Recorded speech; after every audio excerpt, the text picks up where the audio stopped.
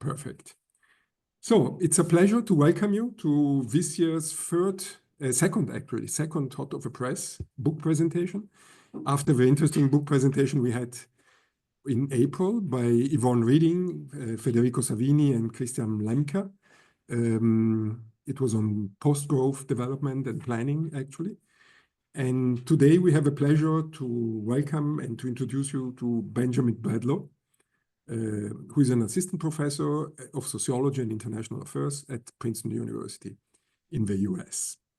I will shortly give you a short presentation about who Ben is and then the discussants, and then we can start with a presentation in the usual format. So prior to arriving at Princeton, Ben was at Brown University, where he got his PhD, actually. And afterwards, he was a postdoc at Harvard University and the Kennedy School of Government, as far as I remember. And before entering academia, he has a quite interesting profile because he mixed academia with journalism and actually activism on the ground. Before entering academia, he worked in a South Africa-based researcher and organizing with Jacques Slum Dwellers International. He can eventually tell us something more about that, probably during the book presentation, which is actually a network on housing movements across Africa, but not only Africa, Asia, Latin America, etc. He worked also as a journalist in Johannesburg and in other places, both in South Africa and in the United States. And the book he's presenting today, it's his first book, and it's, as you all know, entitled Urban Power, Democracy and Inequality in São Paulo and Johannesburg, published also by Princeton University Press. In a nutshell, the book compares divergent politics in distributing urban public goods like housing, sanitation, transportation into megacities, and so São Paulo in Brazil and Johannesburg in South Africa. And that's why also we have these two discussants from these two cities. The book has been valued by the scientific community substantially. He won the Best Book Award from the Latin American Studies Association. And he's currently actually carrying out research on a new book, and a new comparative book on the climate hinge, green industrial transitions in the global south. And actually, we would like already to book you for the next presentation next year, hopefully when the book will be out, because that's really a topic which is very interesting for us. We are working very much on environmental related issues. And also in this series, we have several people presenting books on these aspects. Last year, this year, a few years back. So we will see. So we really look forward to it. Among your many activities, you are also a public scholar. You publish regularly opinion papers in many outlets and essays, Foreign Affairs, the Boston Review, Bloomberg City Lab, actually. I'm also subscribed to that. The Washington Post Monkey Cage, I don't know what it is, but you might tell us something more about this. And actually what is interesting, it's so in the vein of a public sociologist, a la Borroway, who suddenly, unfortunately, passed away recently. His research is also gaining international news media attention. So The Guardian, the Financial Times, and other newspapers. So we know, as I mentioned before, very quickly, since 2017 at the summer school in Berlin, and a lot of time passed, and for your career as well. And we are very thankful that you are here today to share your ideas. I would like, before giving the word to you, to present also the two discussants. The first one is Eduardo Marques. He's a professor of political science at the Department of Political Science, actually sociology, and I don't know all the disciplines you are covering, but at the University of São Paulo in Brazil. He holds a PhD in social sciences, but he has also an engineering background, actually. And he has spent visiting periods in many places around the world, from Columbia University at Sciences Po in Paris, at UCL in London, University of California, Berkeley, etc., etc. He's the current director of the Center for Metropolitan Studies in São Paulo. He's also the editor of IJOR, the International Journal of Urban and Regional Research, one of the most relevant journals in urban studies. and a member of the editorial board of Urban Affairs Review, where he also published a lot of papers, articles, and contributions. Besides being one of the presidents of RC21 a few mandates back. He's also a trustee of the IJO Foundation, and his last or most recent big English publication was the book for Wiley, The Politics of Incremental Progressivism, Governances, and Urban Policy Changes in São Paulo. The second discussant, Alan Mabin, is an emeritus professor of urbanism in the School of Architecture and Planning at the University of Witwatersrand, WITS, shortly for friends and not only for friends, in Johannesburg, in South Africa. And he was the head of that school a few years back. He holds a doctorate from Simon Fraser University in Canada and is a member of the South African Planning Institute. And he has worked in many different fields in planning, urban-related studies, anthropology, etc., for over 40 years, and also involved directly in several aspects of the transformation of local governments in South Africa, in particular in Johannesburg. He had, for instance, establishing Plan Act in 1985, actually, which is an NGO working on communities to make cities work for people, which is, of course, a commitment we should all take seriously. He works closely with colleagues from Brazil, France, and other parts of the world. And his recent publications address several aspects on how Johannesburg changed over time. And so you realize from this short description why these discussants are here. They are super experts on the topic. I think they enjoyed very much reading the book. And without further delay, I will give the floor to Ben for his presentation, and thank you all very much for being today with us here. Thank you. So Ben, the floor is yours. Yeah, Yuri, thank you very much for the invitation to speak with you all. I just want to make sure that you're seeing the proper slideshow here. Yes, you're good. Okay. We can see it, yes. Yeah, so thanks again, Yuri, for the invitation, and to Edu and Alan for so graciously willing to be commentators on this panel today. I've learned immense amounts from both the work of Edu and Alan and from each of their intellectual engagements with me during the research that produced this book. This talk draws from my book called Urban Power, which was published 6 months ago by Princeton University Press. What I'm going to do today is draw from my field-based research in Johannesburg and São Paulo to argue for a set of conceptual tools to explain why some cities are more effective than others in reducing inequality. So 2 of the cities that are responsible for the contemporary global explosion of city growth are Johannesburg and São Paulo. Each of these cities are predicted to be among a group of 41 so-called megacities, defined as being home to at least 10 million people over the next 10 years. And today, both Brazil and South Africa rank in the top 10 of the World Bank's calculations of international Gini coefficients. And this measures inequalities of income. And residential informal settlements are the quintessential image of this inequality, as you see pictured here in these recent international press clippings about both places. So I'll show you today that while both cities are clearly very unequal and have both pursued policies to reduce inequality, they're not equally unequal. And this is particularly so in the provision of public goods, often by local government. So the book focuses on the distribution of 3 kinds of public goods: housing, transportation, and sanitation. For today, I'm going to focus on housing, and to the extent I bring in sanitation, it will be through the lens of housing and land use law. So each city has generated policies that are intended to reduce what are conceived as backlogs of housing demand, but they've done so in very different ways. So government subsidized housing projects in Johannesburg are delivered exclusively in the existing peripheries where apartheid once designated Black-only townships. These projects are all on undeveloped so-called greenfield land, and residents of informal settlements are subject to frequent evictions from both local government and private landowners.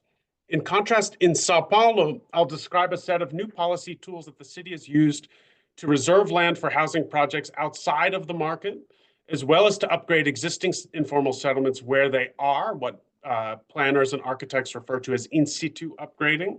And as a result, the city has ended communal evictions by local government. So the effects of these policies have also changed conditions within informal settlements because the provision of services like sanitation largely depends on land use law. I took these statistics on this slide from the first census after transitions to democracy in both countries and the most recent census produced before the publication of the book. And both cities have had informal settlement populations between 10 and 15% throughout the period under study, but the quality of life in these areas has diverged significantly. So in Johannesburg, the share of informal settlements, of households in informal settlements with a toilet was 36% in '96, and this rose slightly to 47% by 2011. And in these maps pictured here, you can see a kind of indeterminate change. Not much is happening across time in these three maps. In Sao Paulo, the share of households in informal settlements with a toilet in '91 was actually lower than Johannesburg. It was at 25%, but it almost tripled by 2011 to 68%. And in these maps of Sao Paulo, you can see a much more linear darkening of these maps over time, which represents that increased coverage of sanitation provision in informal settlements. So compared to Johannesburg, Sao Paulo is clearly a positive case. And there's also substantial literature among Brazilian researchers that's shown that improvements in Sao Paulo are particularly notable among a highly variable range of cities, even within Brazil. So this divergence between Johannesburg and Sao Paulo suggests an empirical puzzle, which is why are some cities more effective than others in reducing inequalities? And I want to share with you today how the combination of two factors explain why governing regimes in cities are or are not able to realize a more equal distribution of public goods. First, a local state that's embedded in civil society, and in particular, I'm going to focus on the role of housing movements. And second, an institutional sphere of the local state that is cohesive. And I'll define both of these concepts in more depth in a moment. But before I do, I want to explain why I chose these cases in the first place. There were three components to the social basis for the struggle for democracy in both countries: a new independent trade union federation, neighborhood and citywide social movements focused on housing and basic services, and a political party of the left. And this kind of alliance has been described in political sociology as a social movement unionist alliance. So remember, these are new democracies in older democracies, at least somewhat for the moment in the US. Constitutions are exclusively focused on civil and political rights, but the social movement unionist alliance in both Brazil and South Africa was heavily involved in negotiations over new constitutions. And it's no accident that these constitutions ended up with significant social and economic rights. So first, you see new rights to housing, sanitation, and transportation in both constitutions. You also see provision for decentralized fiscal transfers and implementing authority that's allocated to local government. So this means that local government has both the fiscal capacity and the legal power to make it a meaningful place to analyze how well it changes the distribution of public goods. And in comparison, in the US, the municipal tier does not exist in the Constitution. So this all led me to focus on the politics of local government in order to make sense of conflict over distributing these public goods. So what are some ways to think about what we should expect to happen in these cases? The urban literature and sociology tends to assume that the political story is driven by globalization and neoliberalism, or that it's driven by a programmatic orientation of local property elites towards economic growth. A power resources literature in political sociology that's more traditionally focused on the politics of distribution.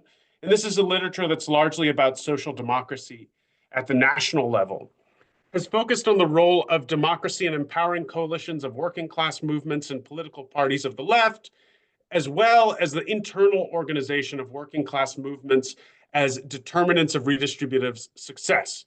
So while the urban literature would predict deepening inequalities in both cases, the social movement unionist histories of both countries would predict reduced inequalities in these cases. Now, these are either theories of macro level structure or of how social forces align to produce governing regimes aimed at changing inequality. And what's largely missing is an institutional dimension in these theories of the politics of reducing inequality. And it's this institutional level that mediates the core relational conflict of cities. That is, between market elites, particularly those with an investment in the property regime of the city, and the informalized, unhoused poor. So one way to think about bridging these literatures is to ask, under what conditions will mobilization translate into making these institutions matter for redistribution? So the research that I report in the book is largely based on fieldwork that I conducted over 16 months between 2015 and 18 in both cities. This was largely focused on 225 semi-structured interviews with all of the actors in the public sector, private sector, and civil society who are involved in conflicts over policy in the three arenas of housing, sanitation, and collective transportation. All of the research in Brazil was conducted in Portuguese, and this was all augmented with archival research that I conducted with policy documents, news media, trade publications, NGO publications, other types of so-called gray literature, to contextualize the data that I was collecting in the interviews. And after my research in the field, what I found is that two factors explain when and why the local state is capable of changing the distribution of public goods in the city. The first is a local state that's embedded in civil society, and I define embeddedness as the ties of the local state to civil society that produce the ideas and space within bureaucratic agencies for redistributive policy change. And to illustrate, I was looking for things like, do mid-level bureaucrats interact with movements demanding things that those bureaucrats are supposed to be working on? Are there movements even within the bureaucracy itself? And then the second factor I call cohesive institutions. And I define cohesion as the coordinating capacity of the local state to implement policy changes. Now, this is not just a general form of what we often sometimes call state capacity. Municipal government is distinctive because it's a delegated scale regulated through a national institutional framework.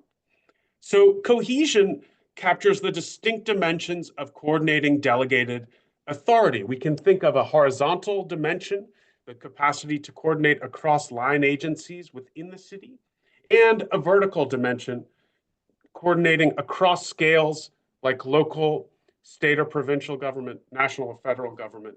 And here I'm looking to find evidence of policies, reforms, and circulation of bureaucrats that directly address the coordination of delivery of public goods. So this is how we can think about the argument in a cross-sectional 2x2 table. And remember, these configurations explain the institutional reforms that correlate to material outcomes in the distribution of public goods. So when we have low embeddedness and low cohesion, I call this a rentier regime characterized by narrow elite capture. When you have high embeddedness and low cohesion, I call this a mobilizational regime characterized by policies targeting redistribution, but lacking financial and administrative capacity. When we have low embeddedness and high cohesion, I call this a managerial regime characterized by top-down programmatic administration, generally oriented towards economic growth. And then finally, this elusive configuration of high embeddedness and high cohesion, what I call an integrationist regime, where we see effective administration of policies targeting redistribution. And I want to underscore that in theory, no city is immutably in one of these ideal types. And part of my task here is to show why time and sequence are critical for understanding why cities are characterized by high or low embeddedness or cohesion at different points in time. So now I want to move into the cases And one thing I'm going to do is show how sequence matters for where each of these two cities ends up. As we'll see, both cities start their democratic periods in what looks like a mobilizational configuration of high embeddedness and low cohesion.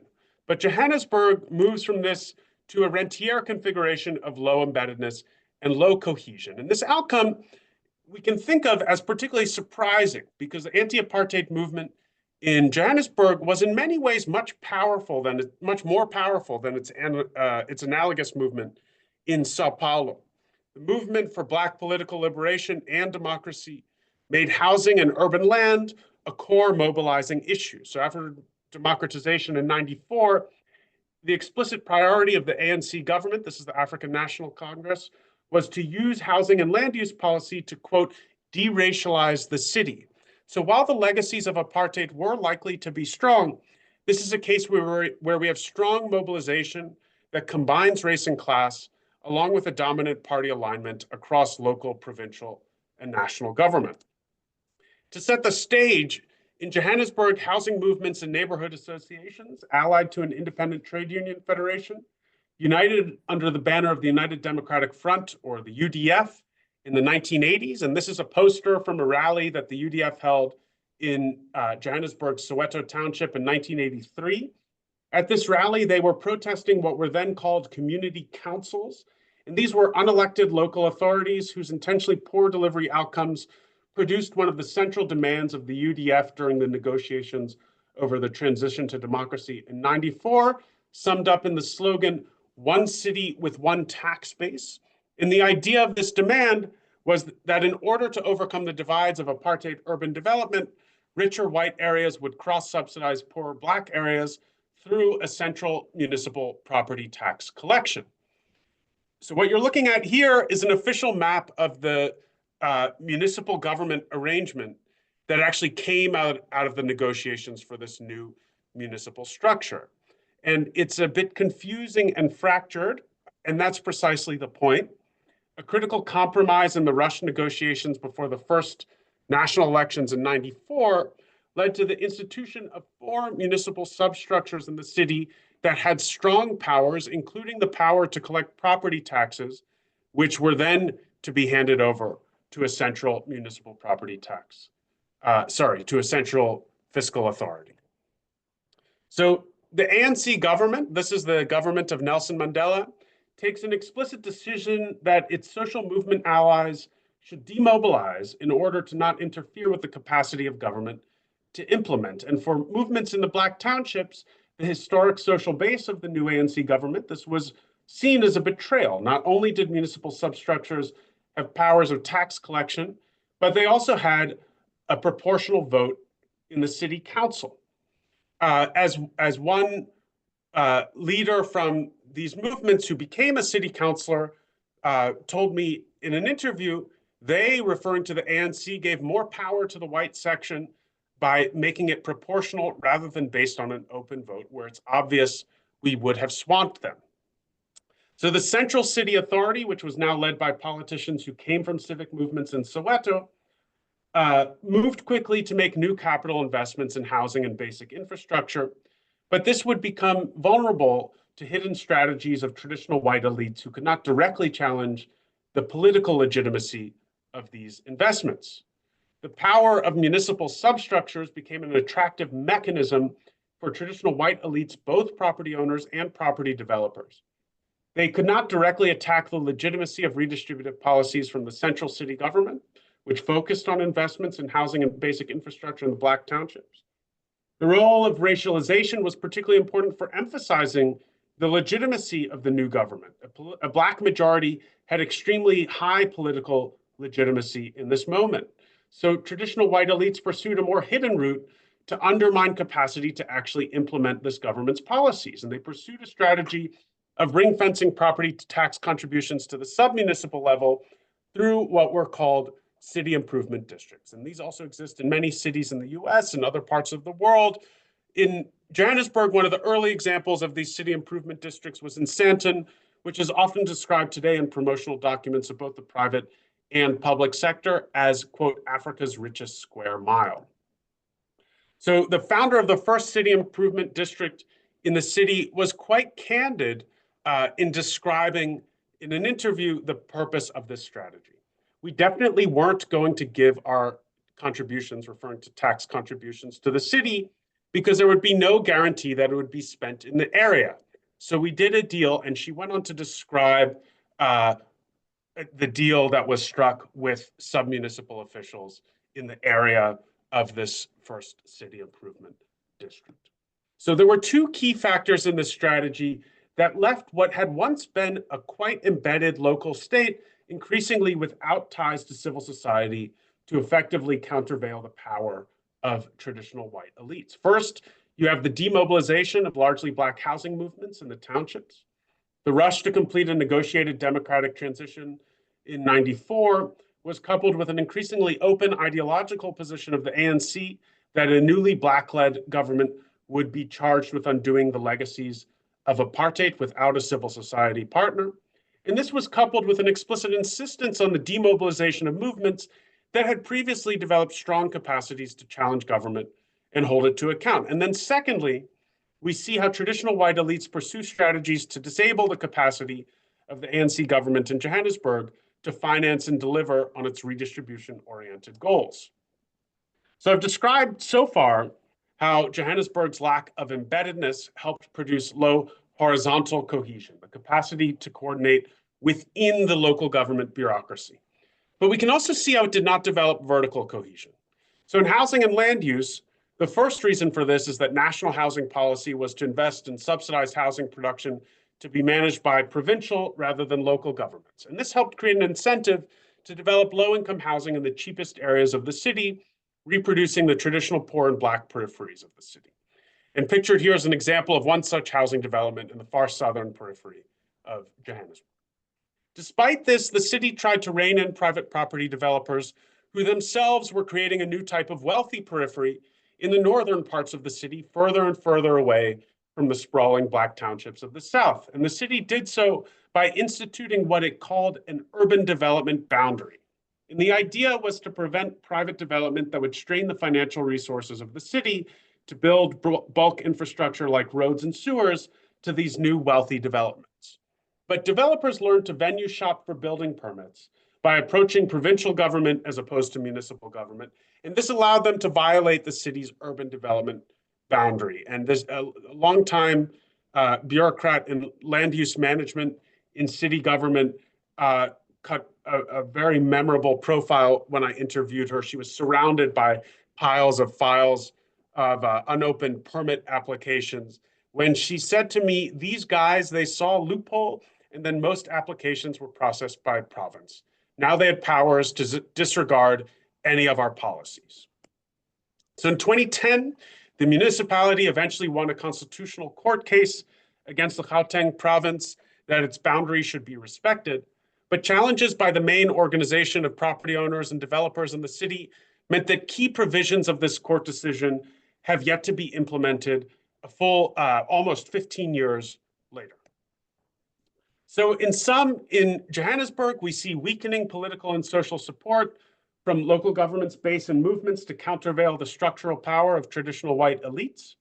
These white elites organize and strategize around the color line to pursue hidden strategies to undermine redistribution-oriented reforms. And in a recent paper, I refer to these as weapons of the strong. And the result is a city government without capacity to regulate land in such a way that it can achieve its redistributive goals, as ambitious as spatial transformation, deracializing the city, or even the more simple task of enforcing an urban boundary. So we can see here how Johannesburg moves through the conceptual space that I presented earlier. And now I want to move to São Paulo. And to preview this case, we see a similar starting point to Johannesburg. High embeddedness of the local state with housing movements produces a raft of new investments in housing, especially through the upgrading of informal settlements. But unlike Johannesburg, after reaction by traditional elites, a more resilient set of movements keeps the local state embedded and in turn builds increasing bureaucratic cohesion to deliver. So we see a sequence where a mobilizational regime transforms into something that, compared to a city like Johannesburg, looks like more of an integrationist regime. So the first mayoral term of the Workers' Party, or PT in its Portuguese initials, was led by Mayor Luísa Erundina. She promised an inversion of priorities in the city's budget to establish a PT way of governing. And during this period, we see the beginning of embedded ties that would become durable across subsequent governing regimes. And in order for that to happen, Erundina's administration had to create the space for movements to enter the bureaucratic sphere in local government. And this was uncomfortable even for a housing secretary like Herminia Maricatu, who was already quite well known in the city as an advocate for poor people's housing.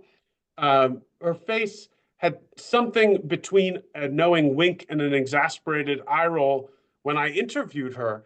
And she said, in that period, social movements would occupy our offices 1 week on, 1 week off. They always wanted to speak with us. My life wasn't easy because they were placing constant demands on our office. So that's the voice of the highest ranking housing official in the city. But the numbers of street level bureaucrats doubled in the housing department under Erundina from 350 to 700. And the approach to administration of by these street level bureaucrats was distributed across the geography of the city, including in the far peripheries that are home to most of São Paulo's informal settlements. These projects primarily focused on self-built housing projects known in Portuguese as mutirão, through which the city was able to begin extending sanitation services. So on your left is a picture from one of the first such projects. And these types of projects relied on coordination between city officials and housing movements, which enabled an approach that architects and planners call in situ upgrading. This is a kind of complex form of informal settlement upgrading where people live that requires close interaction between residents and officials, as complications like temporary relocations in order to complete a sewer pipe require high degrees of trust and expectation of follow-through. So one of these street-level bureaucrats who would go on in subsequent administrations to become quite a senior official, described what it was like working as a street-level bureaucrat at that time. The difference, I think, was the capillary nature of policy. You had technical officials in different parts of the city who worked directly with the people. The people were their primary reference point, and they were always near a housing project. This was the embryo of what we called local government. So these experiences of embeddedness created a base for developing broader cohesion once national policy would further empower local governments to act. But the lack of cohesion in both the horizontal financial dimension as well as the vertical interscalar dimension opened the doors for reaction. Erundina, the PT, did not continue on in the mayoral seat after 92, and this was followed by right-wing governments that canceled the self-build mutirão programs and increased evictions of people living in informal settlements. As one longtime leader of a key federation of housing movements in the city described an almost warlike footing during that time. From the beginning of 93 until the last mobilization, which was before the municipal elections in 2000, the response from government was against us. They began an attack on housing movements. But housing movements in the peripheries had not been demobilized, and they were energized to both fight for the reinstatement of programs that had begun during the Erundina administration and to fight the growing frequency of evictions. So by 2000, they became a key core bloc that helped bring the PT back to power in the mayoral seat in the city. Now, my informants in Sao Paulo local government kept suggesting that something had changed to make their work more effective beginning in the 2000s beyond just the return of the PT to the mayoral seat. And it turned out that the federal government had developed policy instruments that could help cities to integrate line agencies, especially planning, housing, and sanitation. And these laws emerged from demands that had first been made by housing movements in the 90s. So the Federal City Statute of 2001 established a legal framework for Sao Paulo's first master plan during the democratic era, which was the first of any major city in the country.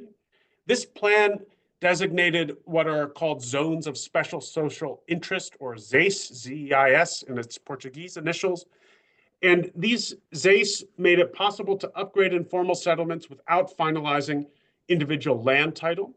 This municipal innovation drew on the federal constitution's provision for what is called a social function of property, and it amounted to an assertion of the public right to relativize private property.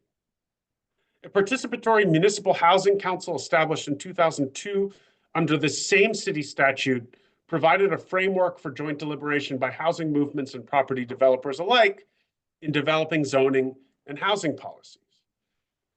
So the longtime representative of the private real estate sector in the city described a major shift in how they had to do business in these new deliberative spaces. He said to me, "We can't enter this game thinking we're going to get everything we want. The master plan, for it to be good for our city, it should mediate and perceive what is relevant from society's point of view, what is the public interest." So I don't want to be misunderstood in how I'm interpreting this quote. He's speaking to a foreign researcher and he wants to give a positive, agreeable spin.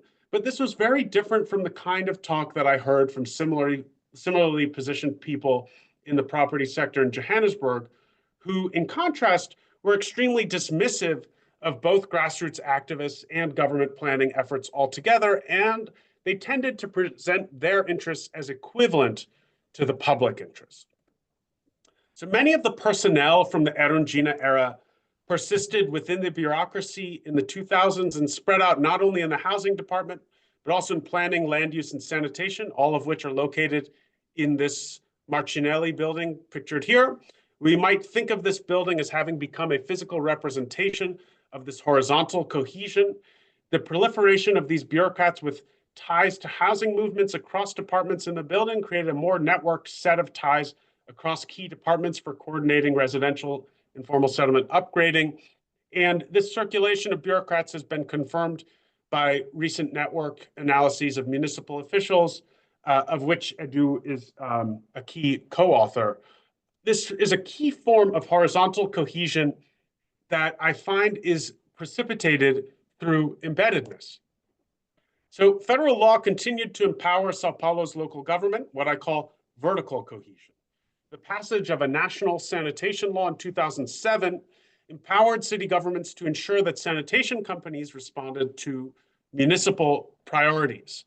Officials in both the state-run sanitation company and the municipal sanitation department reported to me that increased regulatory power for the municipality enabled better integration of these priorities into the state company's plans. So this is a photo of the Guarapiranga Reserve in the south of the city, which is one of the most difficult areas of the city to service with sanitation due to its proximity to water.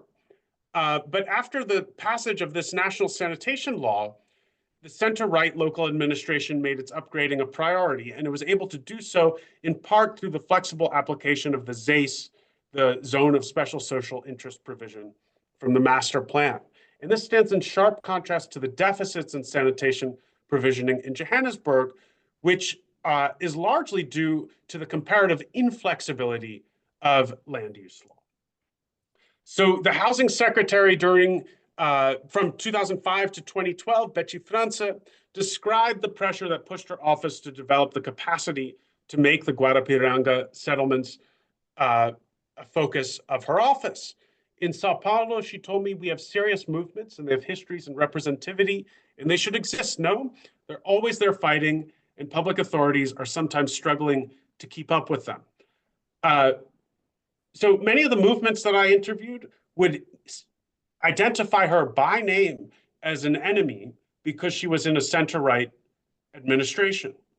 But the outcomes in interview data indicate to me a more institutionalized setting for co-producing improved neighborhood infrastructure by integrating social movements into policy and administration. So this is a period where embeddedness of the local, state, and the sphere of housing movements went hand in hand in pushing even center-right governments to maintain a project of cohesive institution building to deliver. So in sum, in Sao Paulo, we see continued mobilization of a social movement base as a countervailing force. Traditional elites are forced to reckon with a more redistributive policy vision for the city, and we see increased local capacity to finance and plan for redistribution in the city. So this is a study of two cities that go through a particular sequence of configurations of embeddedness and cohesion. And in relative terms, we can see how these two cities have traveled through the conceptual space that I've presented today. But before I end, I want to return to the global picture. I began by asking, why are some cities more effective than others in reducing inequalities? It's about both the ties of the local state to civil society and the internal dynamics of coordinating local state action. And I'm suggesting that embeddedness does not necessarily undercut cohesion or vice versa, but that they can be mutually reinforcing. So I trace these dynamics across time, primarily in two cities, Johannesburg and São Paulo. I've told you about housing today. And when I integrate my findings across the sectors of housing, sanitation, and transportation, I'm able to take this argument in a more global direction. And in the book's conclusion, I illustrate this with some other cases that could be useful to see how far this approach to the institutional dimensions of distributive politics in cities can travel. So first, you have the rentier city, which I illustrate through the case of Flint, Michigan.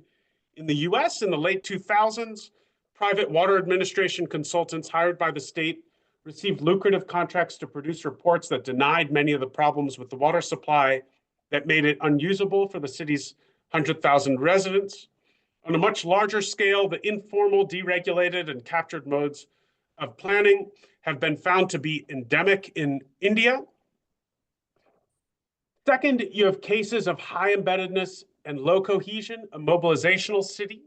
Both Washington, D.C. under Marion Barry and New Delhi under the Aam Aadmi Party are cases of movement-led regimes in capital cities with weak institutional powers. In large part, the inability to deliver in these two cases can be explained by constant undercutting by national government authorities, hence low cohesion.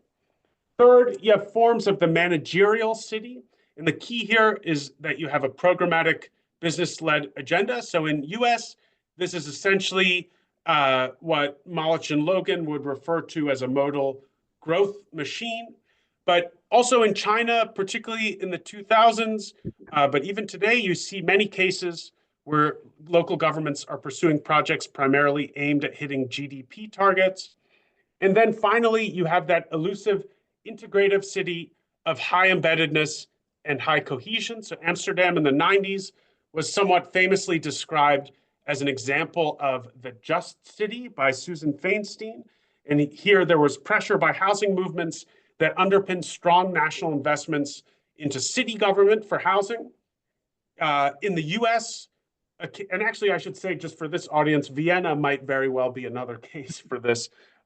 Sometimes it gets invoked in very similar terms. In the US, the case that most resembles this among the universe of post-civil rights movement Black mayors is Harold Washington's Chicago. And one of the key dimensions that I want to emphasize here in terms of institutional cohesion is that in Chicago, you see real investment in housing and infrastructure in marginalized neighborhoods, which stands in contrast to the more exclusive focus on affirmative action and procurement that we see in a number of other cases of both civil rights movement Black mayors in the 70s and 80s. And we can think of the period of post-civil rights movement Black mayors as particularly analogous to the cases that I study in Brazil and South Africa, in the sense that this was a period that followed major democratizing reforms due to strong urban mobilizations. So this work, I want to suggest, carries a couple lessons for understanding the relationship of urban governing regimes to inequality. Variation in the coordination of power to distribute is at the core of how this work contributes to a new global urban social science. First, we can bring institutions back into how we think about the sources of urban inequalities. And second, we can bring the city back in to how we think about institutional change in the reproduction of inequality. Cities allow us to disaggregate how and why coordination problems of state action are contested. And the city is a fundamentally contested space in which economic inequality is both reproduced and, in some instances, reduced. So I've argued today for one set of tools by which to categorize and understand the variation that arises in conflicts over public goods distribution. It's this variation of urban institutions that will go a long way towards explaining the inequalities that will characterize Humanities Urban Future. Thank you so much again for the opportunity to share this work with you, and I'm looking forward to engaging with Edu and Alan's comments and questions, as well as the rest of those who are on the call today. So thanks really a lot, Ben.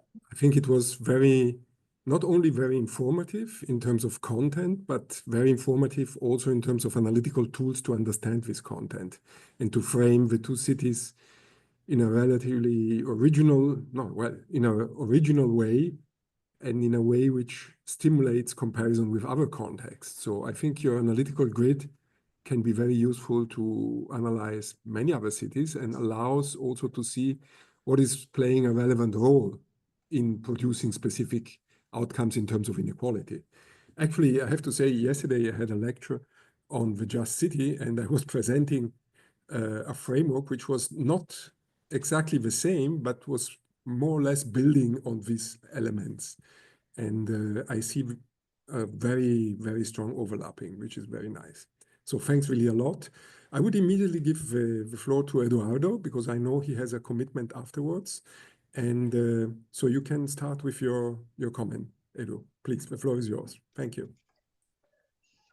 Thanks a lot, Yuri. Thanks, Ben. It's a pleasure to be here. It's a pleasure to comment Ben's book again. Ben, we had the pleasure to have Ben in March in São Paulo, face to face, and it was a wonderful session in my department. And it's really a great book. I recommend the book to everybody. It has two very large. Well, it has a very rich empirical analysis of the two cities and of the two countries. The two cities understood in a very multi-layered kind of framework. So it's very, very rich, both to understand São Paulo and Johannesburg, but also Brazil and South Africa. But at the same time, is a book that tries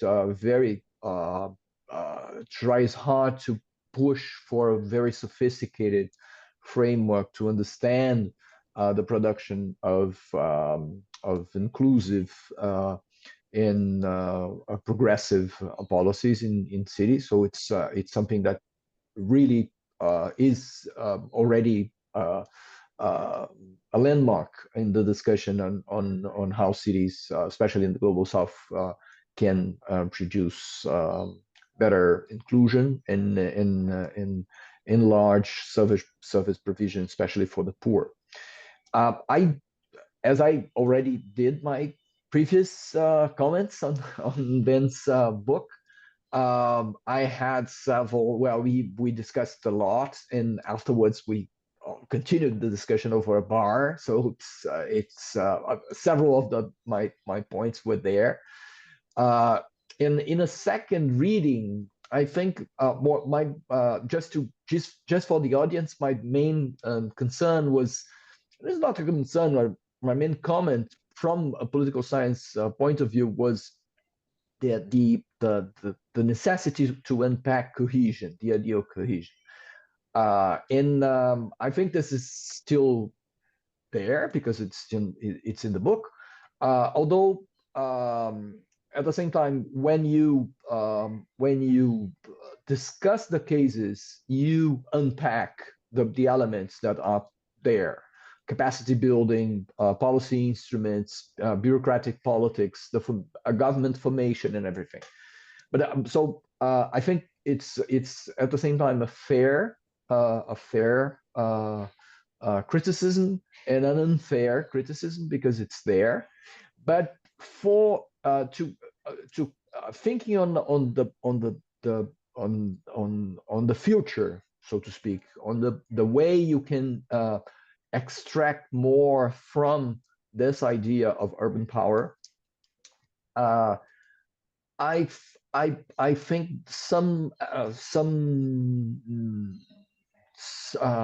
maybe a more precise spelling out of what's the role of of structural elements which are constructed historically, and what's the role of conjunctural processes which change over time. This the swinging between elements which are more structural and associated, for example, to the kind of democratic transition that Brazil and South Africa had, or the type of society that civil society that São Paulo produced and Johannesburg produced, but at the same time, what comes from the electoral results, for example, is something that has to be better.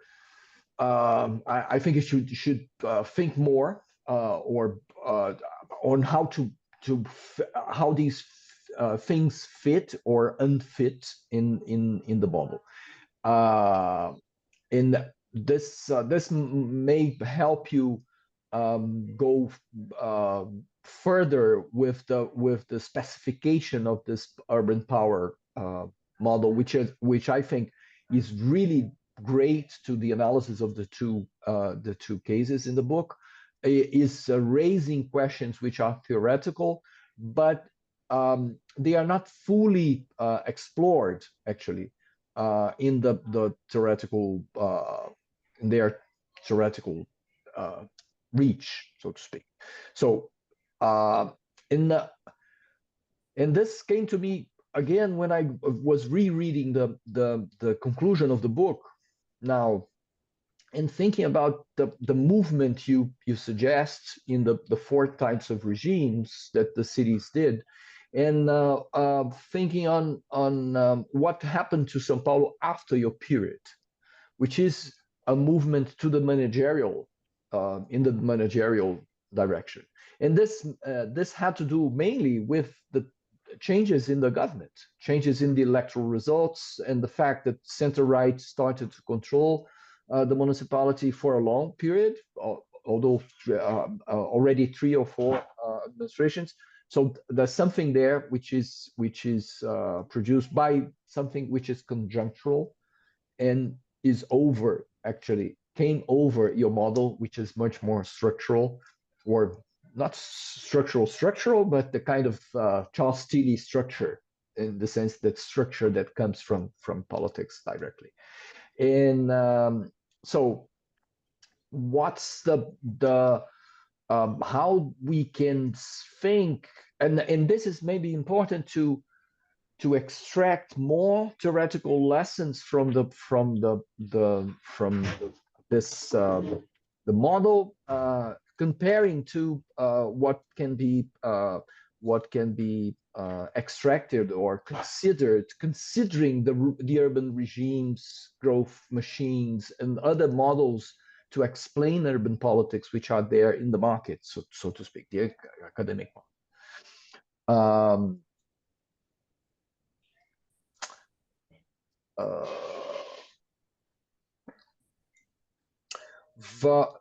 Another element which is important maybe is the way embeddedness and cohesion are co-produced, which is also something which is in the theoretical, in the conception of the two elements, which is presented in the historical account of the two cases, but which is not really presented to the reader as a theoretical element, because they are co-produced. They are produced at the same time through the historical processes that produce that city or that country, and that and this is it's not clear how this is happening there. And the third element which I wanted to add, I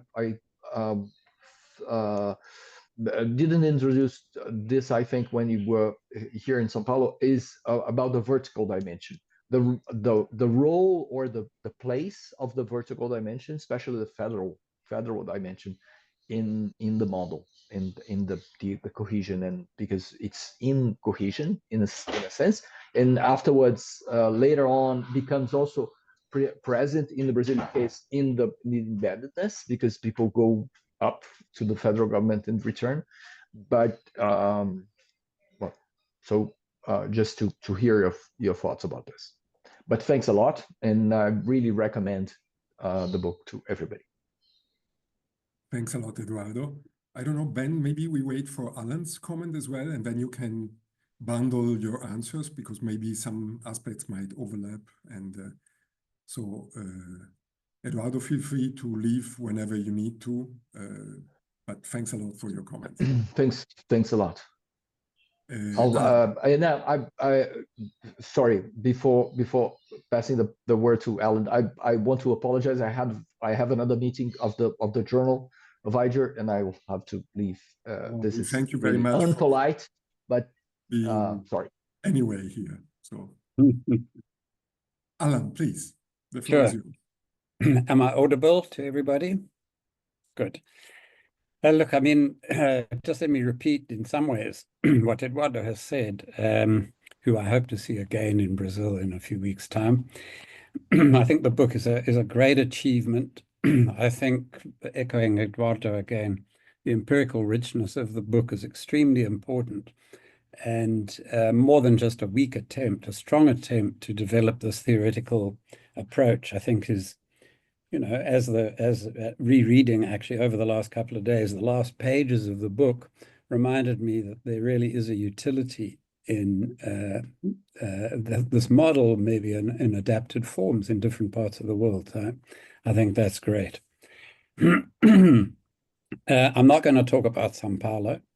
There's a gentleman sitting on my screen who may have to go to a meeting shortly, who would obviously have plenty to say about that. And I would simply say that I am, as he knows, I'm enormously impressed by Eduardo's approach to what's happened in São Paulo in terms of incremental progressivism and how the accretion of layers of change has been particularly significant in that city. And if there's anybody listening who hasn't read some of Eduardo's work in that terrain in the city of São Paulo, it's something that I would highly recommend.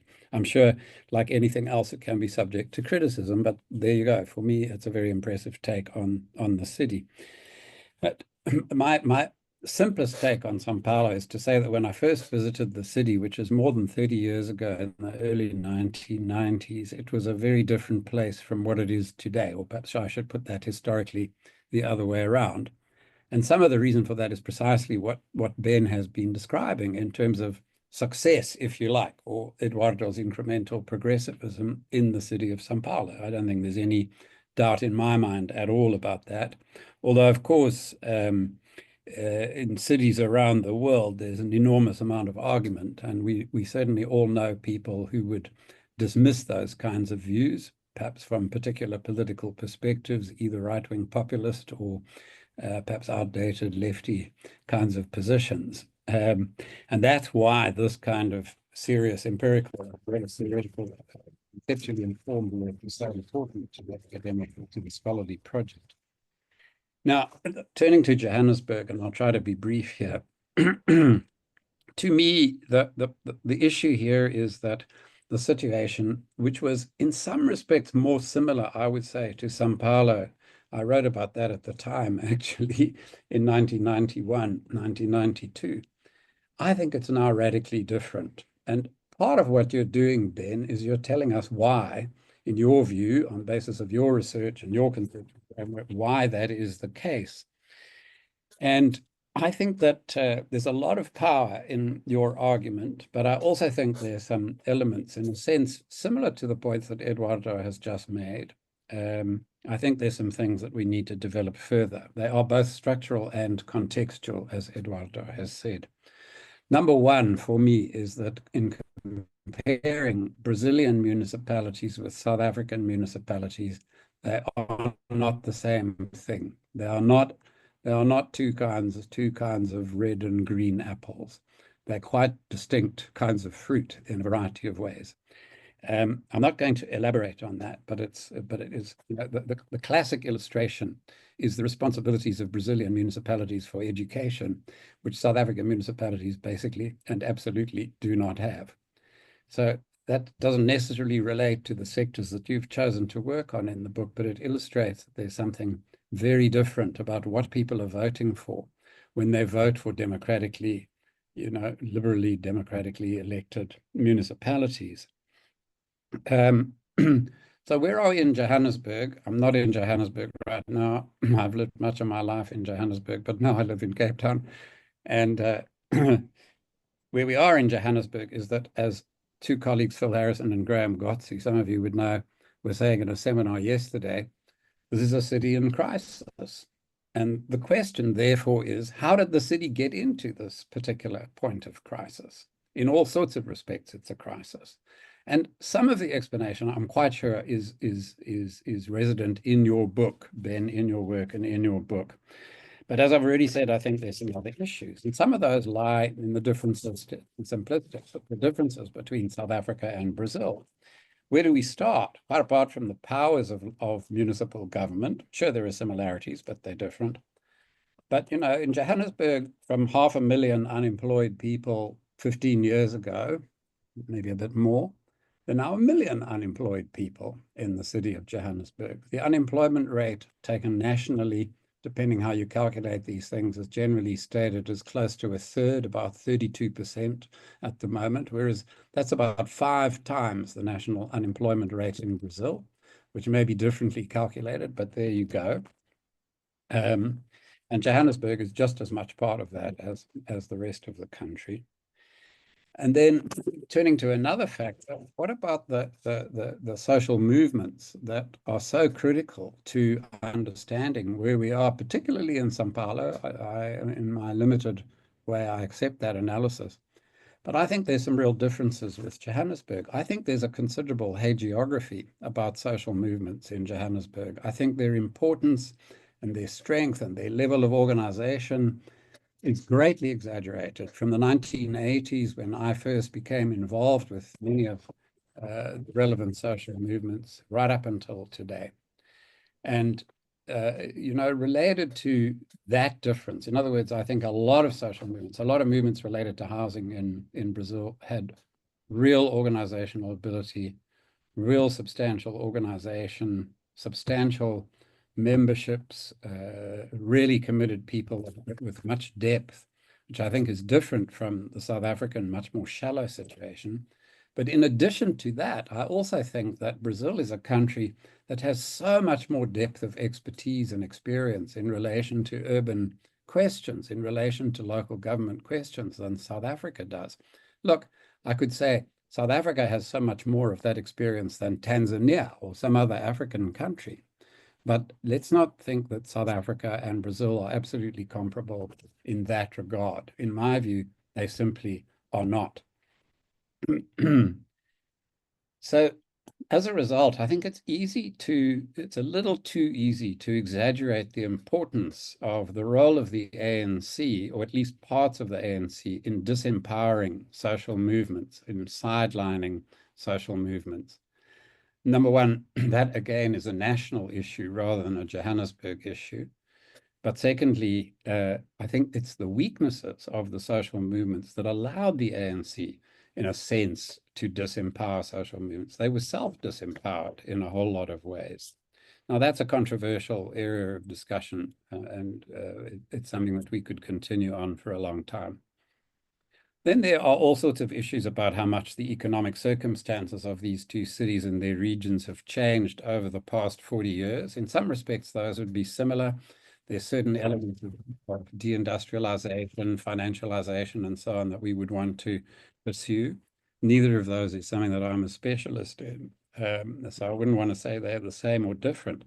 But one of the consequences of what's happened in South Africa is that, taken nationally, and I'm 100% sure this is equally true in Johannesburg, gross domestic product per capita, if we accept that kind of statistical measure, GDP per capita in South Africa has basically been stuck at the same level since 2006 for the better part of 2 decades, which is completely incredible and very different from what happened in Brazil. But certainly, I mean, I tend to have a glossier view of FHC before Lula and a fairly glossy view of the Lula period, 2003 and onwards. I think that nevertheless, the difference is really, really substantial. The impact of the Lula years on Brazilian incomes and material conditions, I think, is really something substantial. And some of that relates, of course, to national policy and national legislation. And I think you very appropriately mentioned two areas, Estatuto da Cidade, the City Act, and the National Sanitation legislation, which somehow has empowered local authority, empowered municipalities in ways the South African national government has not been successful in doing. So I would prioritize the national economic and political context as more significant. And so that raises a whole lot of other questions. I'll come back in just a moment to conclude on that point again. Then, of course, the other obvious point is that until relatively recently, the city of Johannesburg, as well as the Republic of South Africa, have been largely politically led by one, but certainly sometimes has. And let's remind ourselves, in some parts of the country, it gets 85, 90, 95% of the vote. This is the ANC. It may no longer be the case in Johannesburg, but it undoubtedly remains the dominant party in Johannesburg. It may not be dominant to the extent that it was for the first 20, 25 years of democratic elections.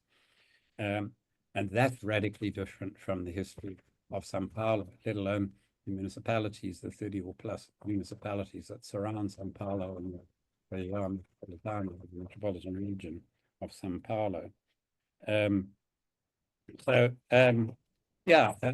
Just to add one point to that, I think it's also relatively easy to exaggerate what happened in terms of what supposedly previous elites managed to do, especially during the 1990s and perhaps a little bit afterwards.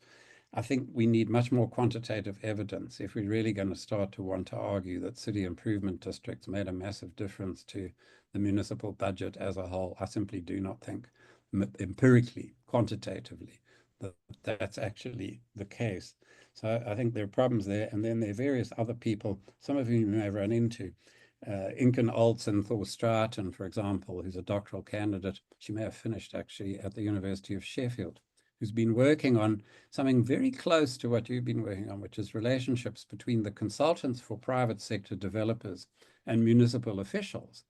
And her take, let's just say, is not the same as yours. I mean, she talks about positive, ongoing consultant planner relationships. Maybe that's more recent development than stuff that happened 20, 25 years back. That's another area that one could possibly explore. Of course, before I finally conclude, Yuri and colleagues, I can't resist making the point that I like to treat both Johannesburg and São Paulo as parts of their much larger city regions. Of course, the city of São Paulo is about a half the population of the metropolitan region, depending how you define it. Well, the official definition, it's about half the population. Johannesburg is less than a third of the population of the province of Gauteng or the Gauteng city region.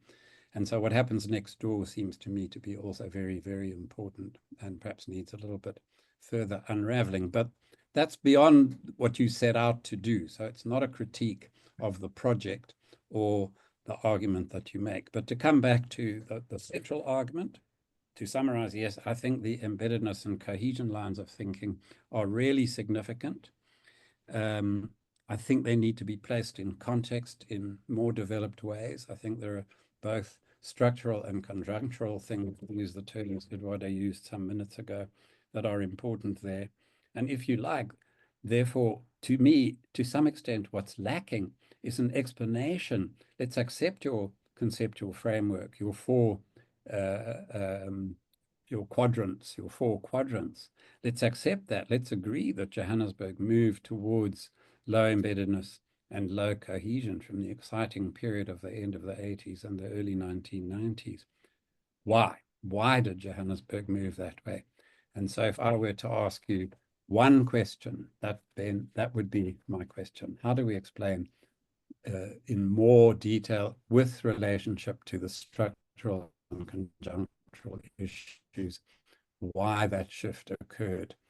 We can see what some of its effects were, very sadly, but why has that occurred? So thank you very, very much for the opportunity to engage with this very rich piece of work. Thank you, Alan. Ben, you would like to respond immediately to both of the points raised, and then we can open up the discussion for questions from the audience. Sure. So thanks both to Alan and Edu for a really stimulating set of comments and questions. I think what I'm going to do is actually respond first to Alan and then Edu, because I think that will allow me to go from some specific issues to some more general issues that might help set the table for any further discussion. Okay, so I'm going to try to order this from the specific to the more general. So the point about the city improvement district, I actually think Alan is exactly correct. That if you looked at the budget, the city improvement districts on their own are not going to make a huge dent in the budget. What they did do is they created a set of political conditions for much wider defection of wealthy neighborhoods from contributions to the municipal fiscus, such that by the end of the 90s, you had a widespread rate boycott in Sandton that helped precipitate a huge fiscal crisis in the city, such that you had to have a huge negotiation between a special committee of the city council and ratepayers in the richest parts of the area to figure out how rates and arrears would be recovered, and to the extent that they weren't recovered, how to get ratepayers to actually agree to begin paying rates again. So my argument is not that in and of itself this crippled the fiscal situation in the mid-90s of the city government, but it created the political conditions for much broader crippling later on, by the end of that decade. And so that's the story that I'm trying to tell with the SIDS. But the critique that the SIDS don't have a major effect on the budget, I totally agree with. Okay, the power of the ANC in Johannesburg. This is a critical question, and one of the many reasons why I stopped the study in 2016 is because that is the moment when the ANC, I mean, there have been many, many mayors. In fact, I've lost count of how many mayors there have been since 2016 in Johannesburg. And that's because of persistently unstable coalition governments. Okay, 8. Yeah, that sounds right to me. But that's quite a lot. That's like Italian levels of turnover. And that's evidence of the distinct instability of local government once it entered into a coalition phase. The exaggerated role of social movements in South Africa, there is perhaps one. I totally agree that movements are in fact, what an outcome of interest is that movements are not very consequential right now in Johannesburg, notwithstanding the fact that the rate of protest in Johannesburg is extremely high, leading to it often being referred to as a protest capital of the world. Somewhere in the city, for more than a decade at this point, there's a protest every day. But this is all street-based or neighborhood-based. There's no larger scale organization. The question then is, how did movements become that way?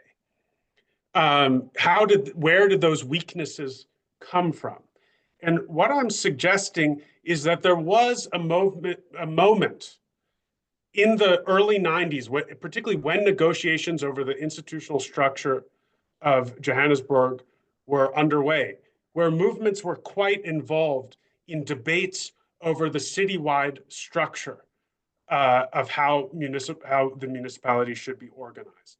And those movements, which were almost inherently talking across neighborhoods, no longer exist in any kind of federated sense, whereas in Sao Paulo, there's been a much deeper persistence across multiple generations of movement organizations to continue to organize at that city level and to engage in programmatic policy debates at the city level. And so this leads me to the question that Alan began with, which is how did Joburg get into this crisis? So in the debate that's happening now in Johannesburg, if I know both Phil Harrison and Graham Gutz, who Alan mentioned he was listening to a talk with yesterday. When they asked that question in 2025, how did Joburg get into this crisis? There's the period that I talk about in the book, and then there's what happened after. And in many ways, what I would suggest is that the story that I tell in the book helps set the stage for the kinds of things that happened afterwards, in the past 9 years. Yet what has happened in the past decade or so appears much more consequential for what most would recognize as the contemporary crisis of the city.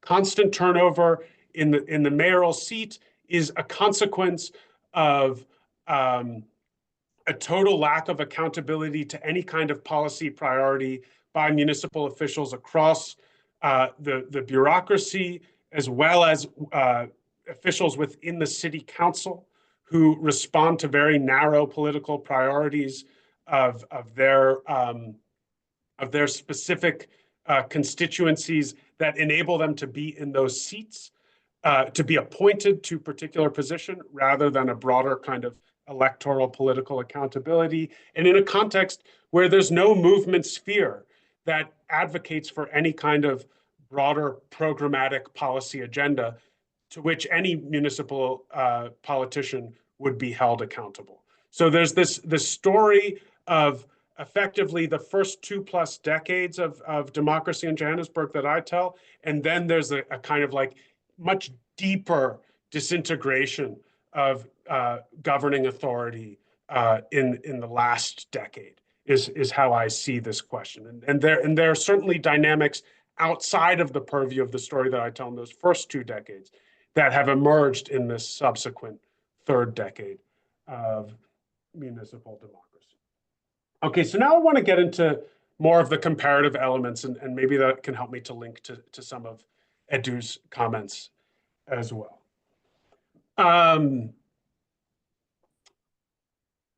Alan brought up some of the national structural factors like high unemployment,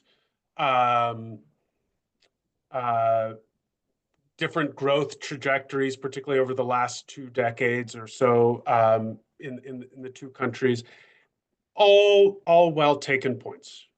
Those are critical, but one of the key things that I try to do in this book is to explore the limits of what is possible in a cross-city, cross-country comparison, notwithstanding inevitably the confounders of national level dynamics of the sort that Alan has invoked. And what I think is particularly important for defending that cross-city, cross-country comparison is to understand the political conditions for the construction of municipal governance at the moment of democratization and the structural conditions of inequality at the city scale at the same moment of democratization. In that sense, we see a great deal of similarity that makes it worthwhile to understand what are the dynamics at the city scale that have played out in the subsequent decades that can help us to understand differential coordinating capacities to deliver in the built environment. In fact, I started out this project thinking that I would focus on labor markets and income inequality. And I decided that that would not be a worthwhile exploration at the city scale, precisely because those are not the kinds of policy instruments that are available to urban governments. But intervention in the built environment is something where you can get quite a great deal of traction by focusing on the city scale. the moment of democratization in the late 90s, or late 80s and early 90s rather, coincides with the moment of what urbanists would refer to as late urbanization, late 20th century, late urbanization. To the degree that we take these ideas forward, I think we have to be careful to not read the contemporary moment of urbanization and the contemporary political moment in which the dominant force, including the forces emerging from informal settlements across the global south, is not inherently a democratizing force, but in fact, it's forces of types of right-wing populism, ethno-nationalism, that are not just elite-driven projects, but have distinct working class avatars located within informal settlements. We have to be careful to read the late 80s, early 90s into the contemporary moment and thinking about the generalizability of these arguments. And so the kinds of even the kinds of movements that we look for today are going to be very different than the kinds of movements that existed prior to this wave of so-called premature deindustrialization, the decline of middle-income country industrial trade unions, et cetera. And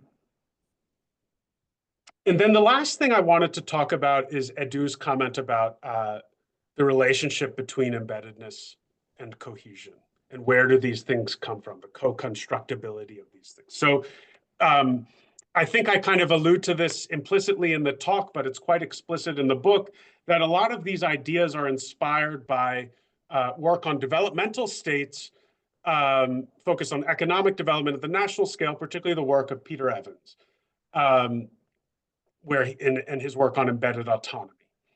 And in a paper that he wrote about state-society synergies, drawing and kind of elaborating on these ideas, he presents the notion of constructability of state-society synergy, that these things can be produced, that a kind of bottom-up state-society relationship can actually be induced through forms of state intervention.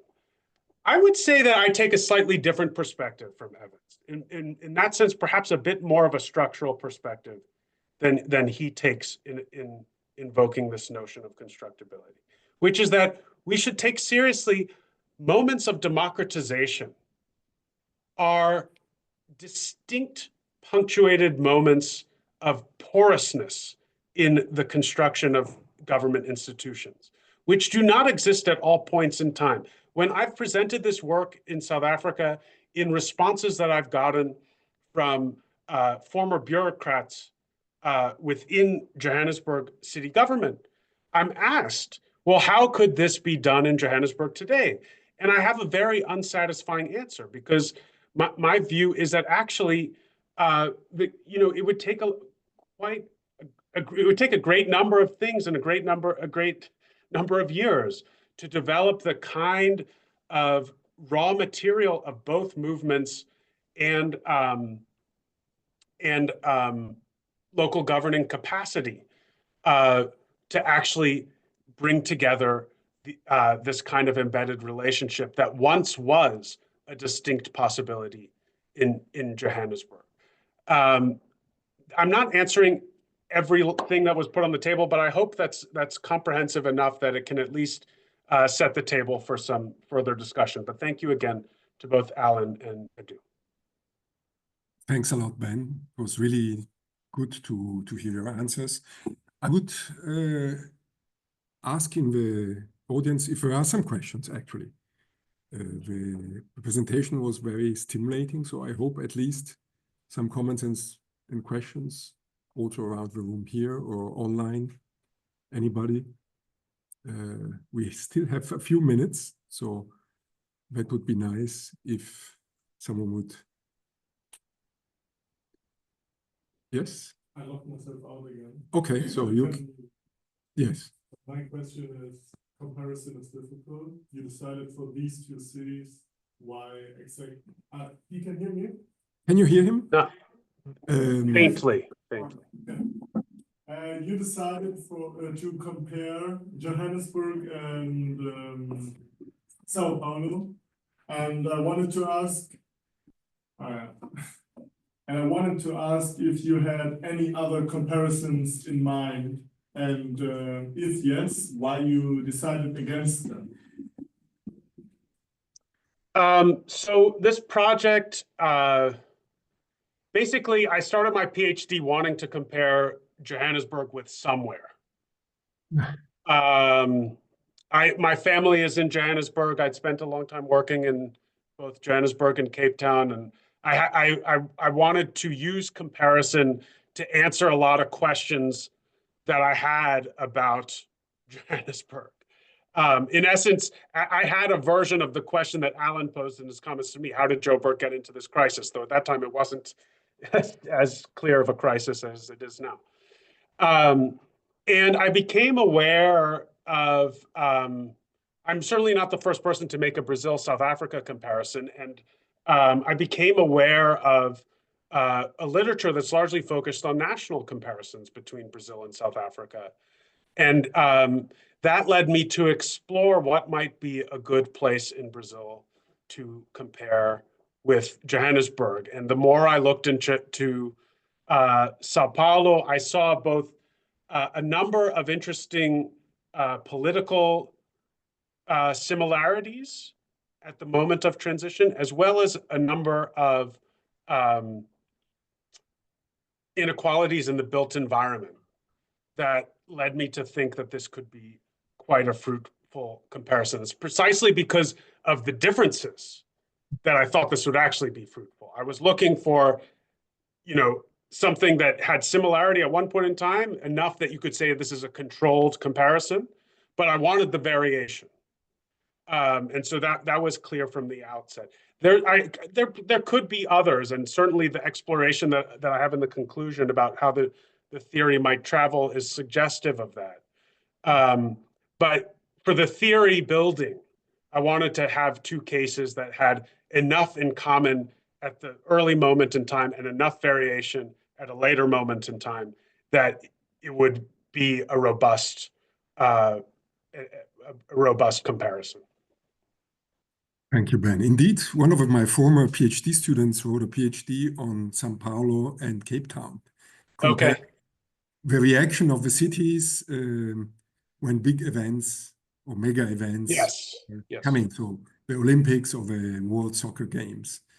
So that was also an interesting comparison. He was doing an ethnography, and he was accompanying the peacekeeping or the pacification patrols or police in the favelas, which was quite an exciting and rather dangerous moment in his PhD, I have to say. But it was very interesting. Okay, if there are no other questions, I have actually one short comment in the sense that what I liked from your presentation was the fact that we were mixing elements of a more normative framework of a just city, but at a higher level of abstraction, in the sense that you were highlighting the importance of civil and political rights, but the need also of considering social rights as a constitutive element of a whole process. And without them, it's not possible to achieve the rest. And the difference between Johannesburg and São Paulo might be related to this element as well.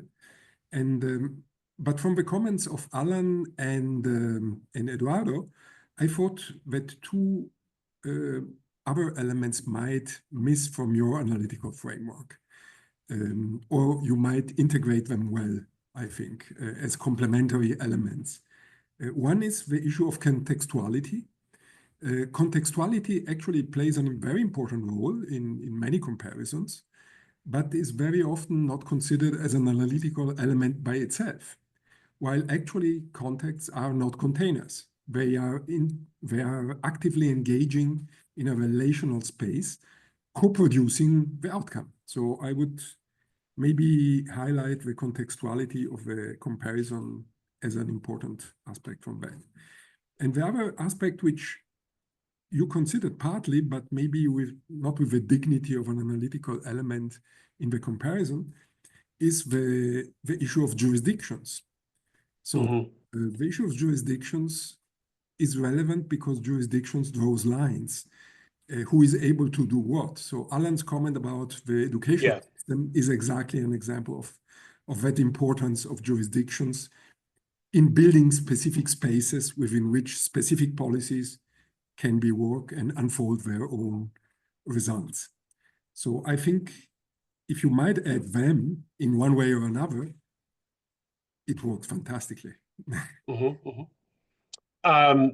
Yeah, no, those are all great points. I did want to be careful to pick policy areas in which both municipalities had jurisdiction. And I sometimes get the two ones that come up a lot are, why didn't I look at police or why didn't I look at education? And in both instances, I felt the issues that come up in those areas, a lot of it is about managing human resources as opposed to delivering in physical space. So the nature of those services are somewhat different than the services that I was following. But also just the authorities are different across the two places. No, but yes, indeed, you considered that. Yeah, and I just want to make one small point. I didn't answer Alan's question about the city-region metropolitanization issues, which I think is another kind of way of thinking about this issue of jurisdiction. The question that I had is, what can city governments do? And in effect, I totally concede that I was bracketing the metropolitanization of settlement because city governments intervene. In fact, in neither case is there very strong metropolitan authority. In both cases, there are attempts to develop some kind of metropolitan governing arrangement, but these are very weak and largely research-based, and they have very little kind of intervening authority. So I do just want to acknowledge and highlight that as a challenge that many urban researchers have in thinking about the contradictions between the territorial jurisdiction of local authorities and the territorial scope of human settlement. Yeah, perfect. Thanks really a lot. It has been very stimulating. I thank you and Alan. I already thanked Eduardo, but he left. So, and I thank all the audience for being with us up to now. I want just to remind the next appointment, the next time we will meet. It will be the 18th of June, and we will be discussing China's urbanization process with Fulong Wu and his last book, together with his colleague from UCL. And you are, of course, all invited to participate. So thanks a lot, Ben. Again, enjoy the rest of the day. For you, it's in the morning. For us, it's already afternoon. And we keep in touch, and I hope our paths will cross at some point, at the latest, when you will be presenting your next book. Thank you so much, Yuri and Alan and everybody. My pleasure. Thank you very much. Thank you very much.